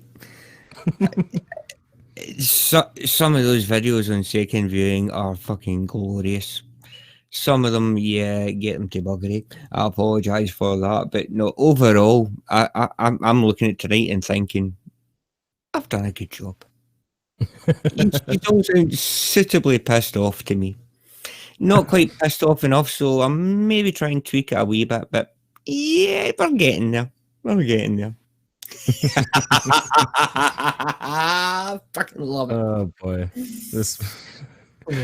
God, you know, sometimes I worry who's the more danger, our enemies or our friends. Yeah. Well, you got to remember, you get what you give. Yes, that's true. Yeah, you always got to remember, keep your friends close and your enemies closer. All right, Booleanenator, what do you think of tonight? I think Tatty owes me a new computer. I don't think my hard drive will ever recover from storing this bullshit. You try and wipe the drive. Sorry. You try and wipe the drive, and it just says, "I'm sorry, I can't. I'm done." I can't even write zeros over that bullshit. Sorry. Defrag is the host. Defrag is the host. If it starts calling you Dave, run. All right, and Aimee Hogan, what do you think of tonight? Oh my gracious. I think I'm traumatized by all the stupid. It was just incredible. And it's funny how he thinks that he's standing in a green screen, and it looks like what he's trying to say is that the guy was actually in the room with everybody else. You can clearly see it's a screen. The guy is just dumb. It's just too much stupid. It hurts. But other than that, it was a great night. I had a lot of fun. Thanks. I'll agree with that. It was a painfully fun night. My head hurts, and my cheeks actually hurt from smiling, but it's like smiling with incredulity. Like what the fuck are you talking about? Kind of smile. So it's been fun, and I always have a good time being here. So it's been a really fun show. And as usual, I want to thank everyone for coming. He may listen to it later on. So again, I want to thank Professor Phill Bell for coming. That was very cool, and I do hope we have him back soon. Does anyone else have anything else they want to show out or anything at all before we say our goodbyes? Show tomorrow night. Poker Sunday, Pain of Progress Sunday, Uncalled For Sunday, after show after this. Links are in the chat. And Wednesday, of course, we will be back with the Autism Show. Come hell or high water next Wednesday. We've been out the last couple weeks because Dick Dawson is having some in real life problems. So we are going to come back. Hopefully he'll be fine this Wednesday, and we'll be back. Awesome. I have a message from Dick Dawson here. He says, He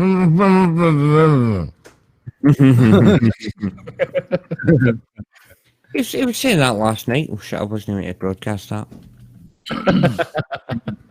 Just to remind everybody that this week's Pain of Progress is the Series 2 finale, and there's a possibility we might be premiering it directly after the Shills tomorrow. So more on that, so watch this space. Watch your shows tomorrow and find out, man. Excellent.